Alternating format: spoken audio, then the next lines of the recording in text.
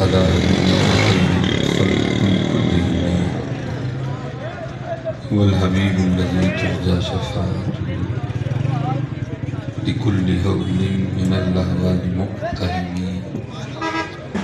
فإن من وجودك الدنيا وذرتها ومن علومك علم الذهب والقلم یا اکرم الخلق کریم علیہ السلام کی بارگاہ میں یہ عقیدہ رکھتے ہوئے کہ ہم پڑھ رہے ہیں حضور نبی کریم علیہ السلام سن رہے ہیں اور اس میں قطعاً بھی کوئی شک نہیں ہے کہ وہ نہیں سن رہے،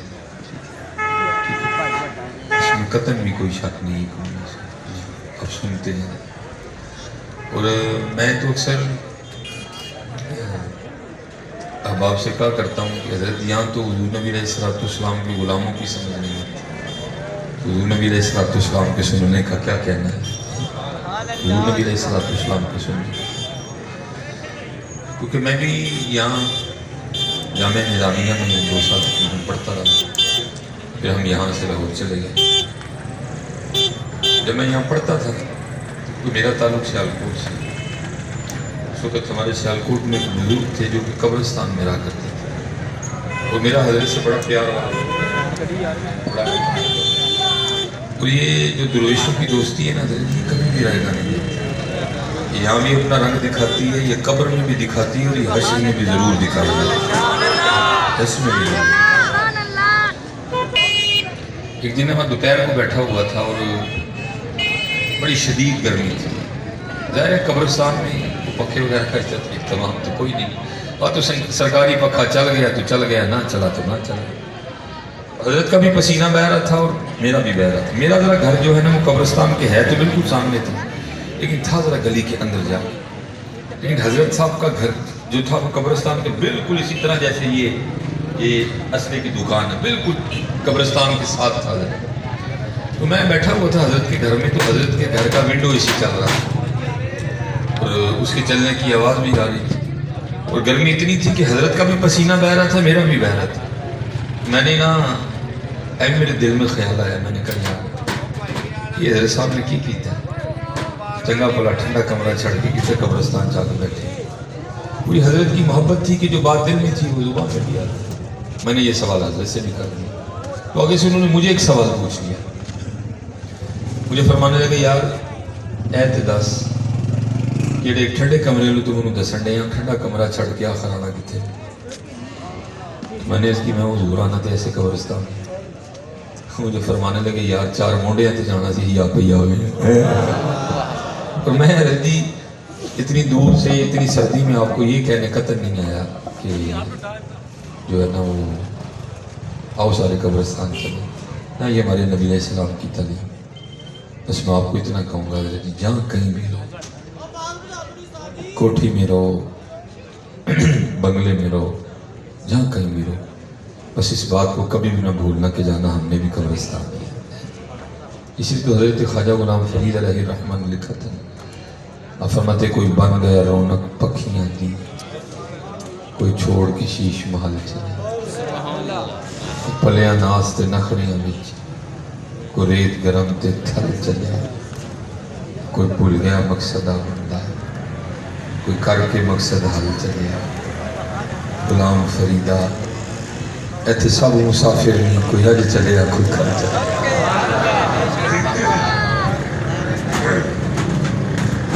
اسی رنگ کو یہ تو نا حضرت غلام فرید علیہ الرحمن، پھر اسی رنگ کو حضرت بابا فرید نے بھی ہے۔ آپ کیا فرماتے ہیں؟ آپ فرماتے ہیں ویگ فریدہ مٹی پھولی، اور میرا دل کہتا ہے کہ بابا صاحب نے کو میرے ہاتھ میں ویگ کے نا آپ نے شعر لکھے ہوئے، ویگ فریدہ مٹی پھولی، کیونکہ حضرت ہوتا ہے نا مٹی کوٹ پا کے، مٹی ویس کوٹ پا کے، مٹی گڈی دے بہ کے اپنی اوقات بھول جاندی ہے، سمجھ نہیں پتہ نہیں میں کی شاید نہیں میاں تو جو اس کے کوئی نہیں ہوگا۔ اب جتنی بار اٹھیں گے اس ماحول میں میرے لیے بیان کرنے بڑا مشکل کام ہے، ہم تو صوفی لوگ ہیں، ہم تو کہتے ہیں کہ کوئی ماحول بنا کہ سارے ہی سمون بکمون بیٹھے ہوں، تو آپ جتنا بار بار ڈسٹرب کریں گے پھر مجھ سے نہیں بولا جائے گا، پھر یہ ہے کہ اب آیا ہوں تو پھر مجبوراً بولوں گا تو اسی لیے میں کلوز کر دوں. اس لیے ہم مسجد سے باہر پروگرام دیتے بھی ہیں. ہم جو کوئی پروگرام لے ہم اس کو پہلے کہتے ہیں پروگرام تو نے مسجد میں رکھا. ایک تو مسجد کی برکتیں, پھر دوسری بات یہ ہوتی ہے کہ مسجد میں تقریباً جو آئے گا نا وہ آئے گا باوضو ہو کے.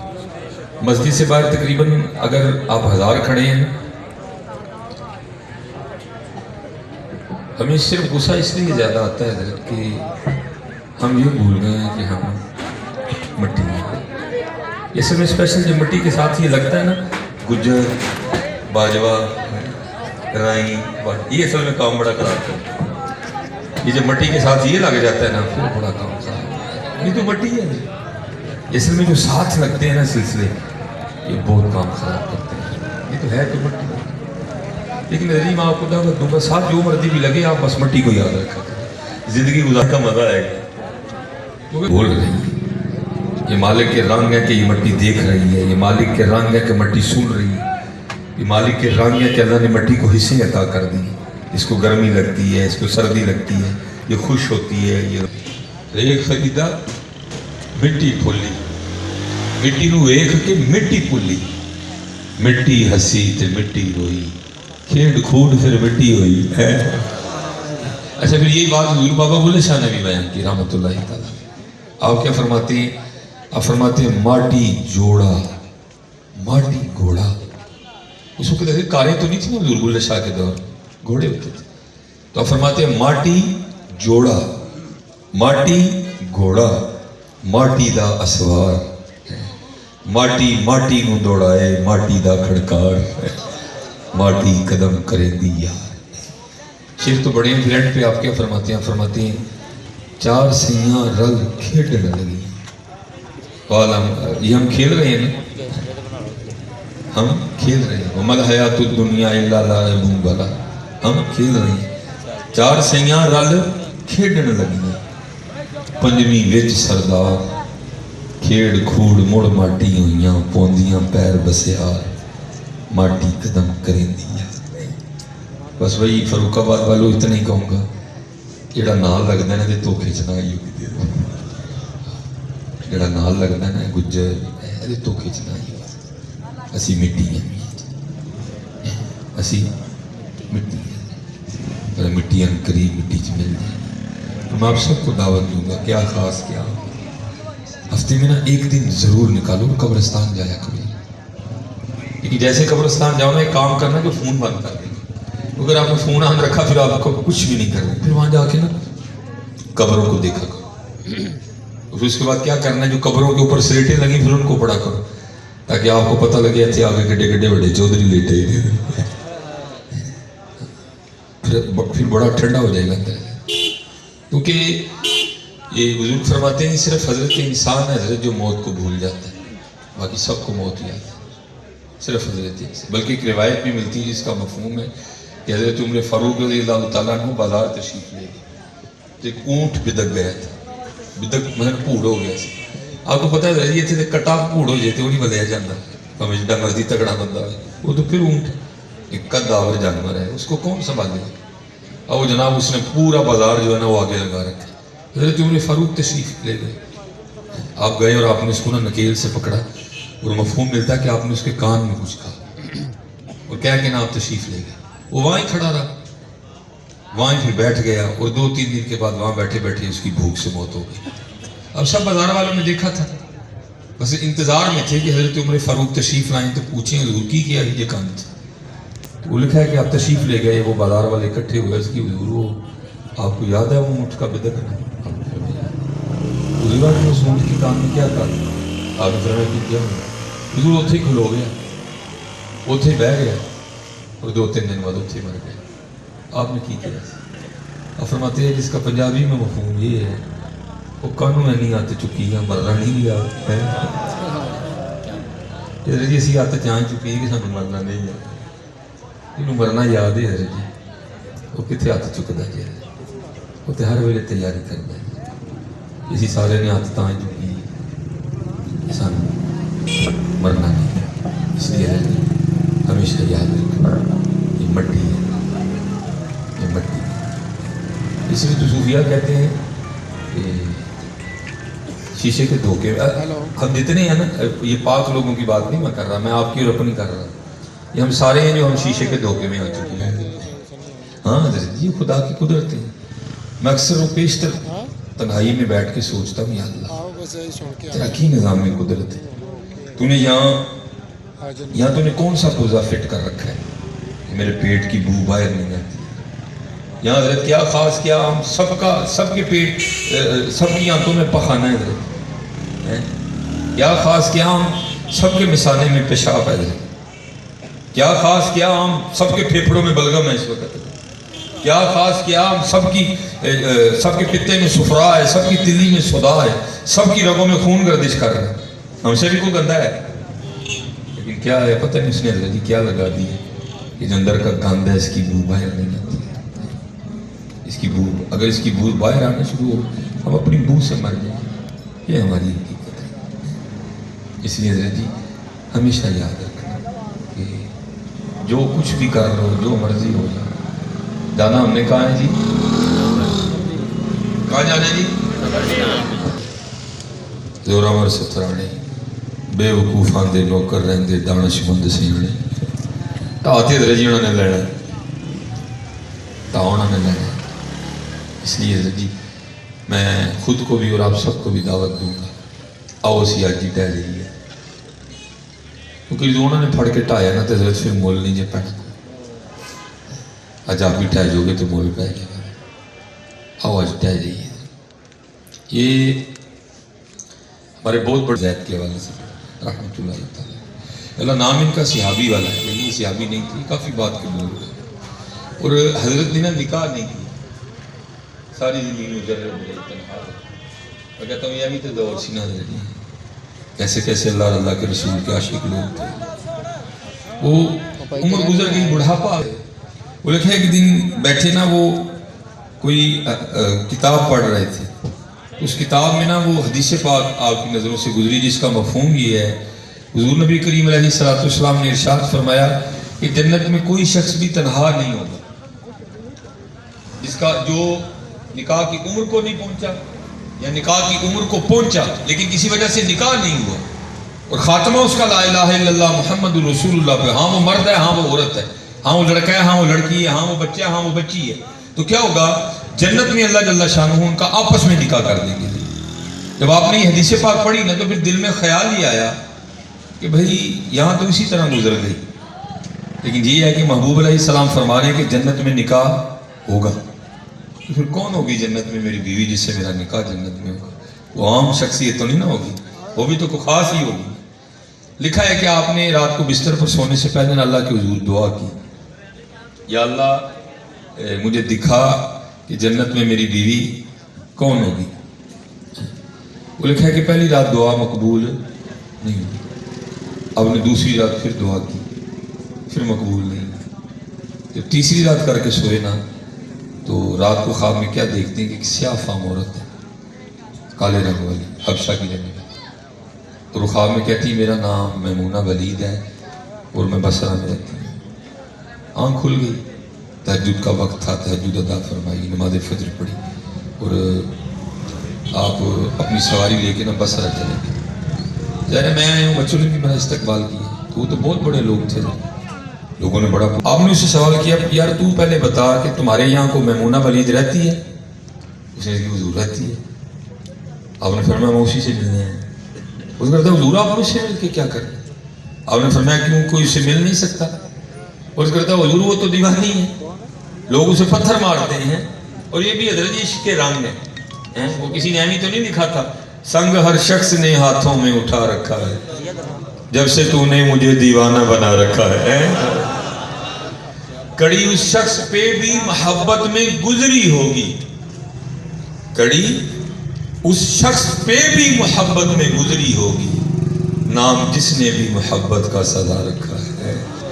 میں قبلہ ایک دن اپنے پیر و مرشد کی بارگاہ میں نے عرض کی میں حضور کچھ عشق دے والے میں ارشاد تو انہوں نے فرمان لگے مولوی جی روٹی شوٹی کھایا کرو عشق دا نام نہ لئی ہوا ہے، ایک کوڑ چھوڑ دے جڑا جی سارا کچھ ایدھا نہ نام لئی ہوا کری، روٹی شوٹی کھایا کرو ایدھا نہ نام لئی لے جڑا جی سارا کچھ۔ بڑا بڑا ڈاڈا کام ہے. ہمارے تو ویسے اسٹیجوں کا حال ہی برا ہے نا حضرت. یا تو نوٹوں پہ فتوے دیے جاتے ہیں. چھوٹا نوٹ تے عاشق قرآن, وڈا نوٹ تے عاشق رسول, تے جو اس کو وڈا تو پھر تو پتہ نہیں کیڑا مقام دے چھڑ دے. لاشکی کو بچوں کا کھیل ہے. یہ ہر ایک کے لیے ہے ہی. کہ صوفی نے بڑی کمال بات لکھی تھی. وہ کہتے ہیں محبت کے لیے کچھ خاص دل مخصوص ہوتے ہیں. یہ وہ ترانہ ہے جو ہر ساز پہ گایا نہیں جاتا. اور غالب نے بھی کہا تھا, غالب بھی کہتا ہے عشق پہ زور نہیں ہے, یہ وہ آتش لگائے نہ لگے, بجھائے نہ بنے. عاشقی بکری دنیا ہے. تو حضور لوگ تو اسے پتھر مارتے ہیں. اگر کوئی رو رہا ہو تو مسکرانا شروع کر دیتی, اگر کوئی مسکرا رہا ہو تو وہ رونا شروع کر دیتی. اور ایسی دیوانی ہے کہ جو ہم اسے بکریاں چرانے کی اجرت دیتے ہیں نا, کو تھوڑا سا پاس رکھتی ہے, باقی اللہ کے راستے میں صدقہ کر دیتی. آپ انتظار فرمائیں, عصر کے وقت لوٹے گی, آئے گی تو تم نے لیجیے گا. آپ فرماتے میں نے کہا بھائی عصر کس نے دیکھی ہے تو سو جنگل جی گئی کیڑے پاسے. لوگوں نے سمت بتائی, آپ فرماتے میں چلا گیا. وہ آپ فرماتے جب وہاں پہنچا نا تو وہاں میں منظر دیکھ کے حیران رہ گیا. وہ کیا؟ اب کہتے ہیں جب میں وہاں گیا تو دیکھتا ہوں کہ میمونہ ولی جنگل میں مصلی بچھا کے نوافل پڑھ لوگوں سے خود کو چھپا رکھا ہے. لوگوں کو یہی پتا کہ بکریاں چرانے جاتی ہے, وہ وہاں جنگل میں مصلی بچھائے نوافل پڑھ. اور حضرت میں آپ سب ابل تو کردے کوئی نہیں تھی, کر لیتے ہی پورے فروخ آباد ڈورا بٹھنا.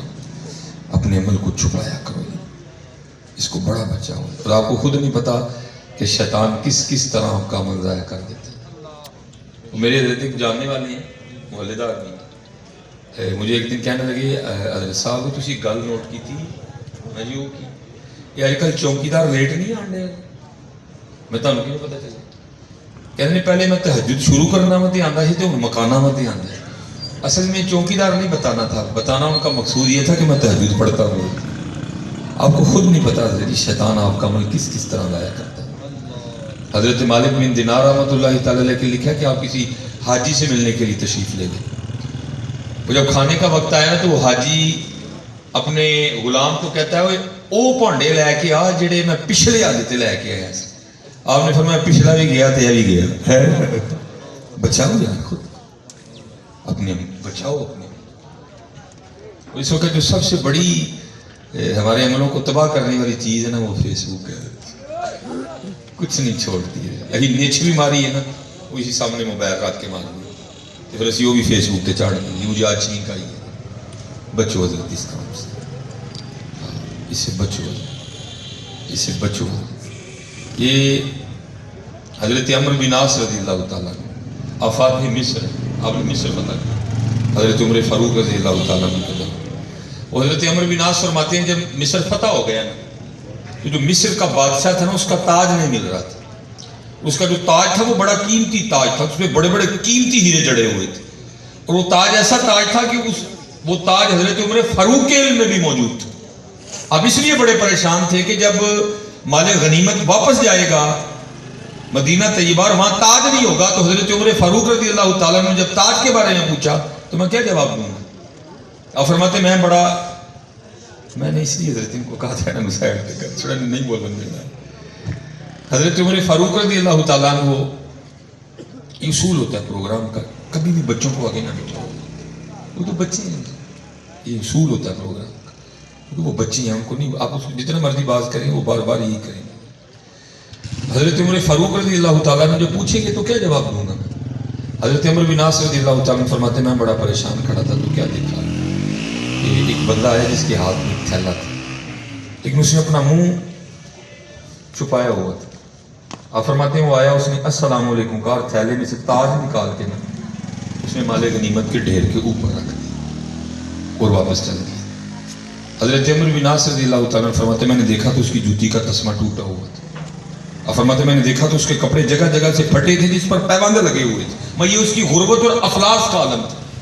اور فرماتے میں بڑا حیران ہوں, بھائی بڑا جگرا بندے, جوتی ٹوٹی ہے, کپڑے پھٹے, اگر یہ نہ بھی تاج لوٹاتا تو مجھے تو پتہ ہی نہیں کہ تاج ہے کس کے پاس. تو فرماتے میں نے اس کو پیچھے سے آواز دی, میں نے کہا بھائی رک. اور فرماتے وہ کھڑا ہو گئے. اور فرماتے میں نے اس کو کہا یہ کپڑا ہٹا اور مجھے اپنا چہرہ دکھا تو کون ہے. تو حضرت عمرو بن عاص رضی اللہ تعالیٰ عنہ فرماتے اس نے آگے سے جواب کیا دیا, اے عمرو بن عاص, میں نے جس اللہ کے لیے تاج واپس کیا ہے وہ مجھے بھی جانتا ہے, میرے باپ کو بھی جانتا ہے. سبحان اللہ. لیکن یہ تاج ہم دکھاوے میں پھنس چکے ہیں. نکلو حضرت سے اور نکلو اس سے اپنے, نکلو حضرت ان باتوں سے. کیونکہ حضرت جی ماشاءاللہ یہ ماں حضور غوث پاک رضی اللہ تعالیٰ, جیسے میں نے کہا نا شیشہ سب سے بڑا جھوٹ ہے. جیسے ہم شیشے میں پھنس گئے ہیں نا, وہ نہیں پھنسے حضرت جی لوگ. وہ صرف شیشے کو اس لیے دیکھتے تھے کہ یہ محبوب کی سنت ہے, لیکن ہم شیشے کے دھوکے میں آ گئے ہیں. وہ لکھا ہے کہ حضور غوث اعظم رضی اللہ تعالیٰ عنہ کے پاس نا ایک چینی آئینہ تھا, آپ بھی دیکھا کرتے تھے. باقاعدہ دعا محبوب نے عطا فرمائی علیہ الصلوۃ والسلام, اللہم انت حسنت خلقی فاحسن خلقی. وہ لکھا ہے کہ وہ خادم نا صفائی کر رہا تھا اور صفائی کرتے کرتے اسے شیشہ گر کے ٹوٹ گیا. اب وہ بڑا پریشان ہوا کہ جب حضور غوث اعظم رضی اللہ تعالیٰ عنہ شیشہ طلب فرمائیں گے تو کیا جواب دوں گا. لیکن حضرت جی خادم بھی تو حضور غوث پاک کا تھا. چور بھی چوری کرنے آئے تو جاتے ہوئے کتب بن کے جاتا ہے, جس پہ دن میں کئی بار حضور غوث پاک کی نگاہیں پڑتی تھی, جو دن میں کئی بار حضور غوث پاک کو دیکھا کرتا تھا. تو آپ خود تصور کریں پھر اس میں کتنے کمالات پیدا ہو گئے ہوں گے. وہ لکھا ہے کہ جب وضو کا وقت آیا نا, حضور غوث پاک نے وضو کر لیا تو آپ نے اس سے فرمایا بھائی آئینہ لاؤ. تو وہ یہ نہیں کہتا کہ حضور صفائی کرنے کرتے میرے کو ٹوٹا ہے. اور کیا کرتا ہے, القضا آئینہ چینی شکست. حضور میں نہیں توڑیا, قضا اسی سے ٹوٹ گیا ہے. اس نے درمیان میں سے خود کو نکال ہی دیا, ذات کو لے آیا. عرض کیا کرتا ہے, القضا آئینہ چینی شکست. حضور میں نہیں توڑیا, قضا اسی ٹوٹ گیا. دیکھیں حضور غوث پاک اتنے خوش ہوئے آپ نے فی الفور مصرع ملا دیا. اور کرتا ہے القضا آئینہ چینی شکست. آپ نے فرمایا خوب شد اسباب خود بینی شکست.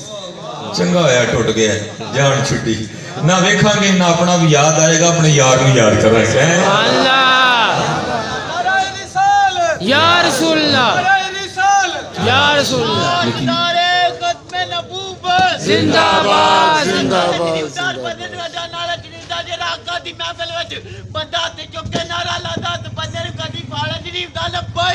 لبیک لبیک یا رسول اللہ, لبیک لبیک لبیک یا رسول اللہ, لبیک لبیک لبیک یا رسول اللہ یا رسول اللہ.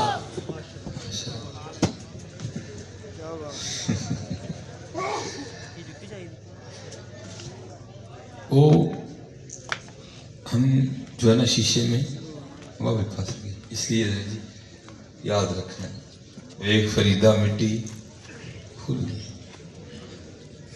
ہمیں اسی کی تو بڑا غصہ آتا ہے کہ ہمیں یاد نہیں رہا کہ ہم مٹی ہیں.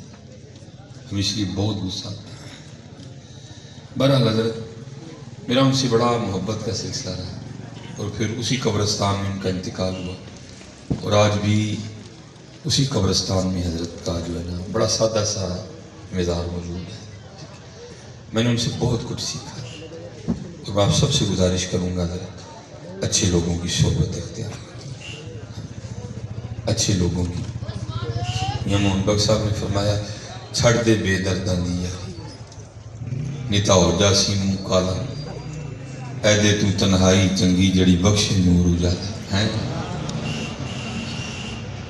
جڑی بخشے نور اجالا. تو جو حضرت نے مجھے سب سے بہترین تحفہ دیا بس میں وہ آپ کو سنا کے تو میں انشاءاللہ اپنی گفتگو کو اختتام کی طرف لے کے جاؤں گا. میں حضرت جمعرات کو نا ادھر مدرسے سے جو ہے نا میں واپس گیا سیالکوٹ. حضرت نے دیکھ لیا مجھے گلی میں جاتے ہوئے تو آپ نے نا بندہ بھیج کے بلایا. میں حاضر خدمت ہوا. تو اب تو یہ 1000 کا نوٹ چھوٹا ہے نا, تب 1000 کا نوٹ بڑا ہوتا تھا.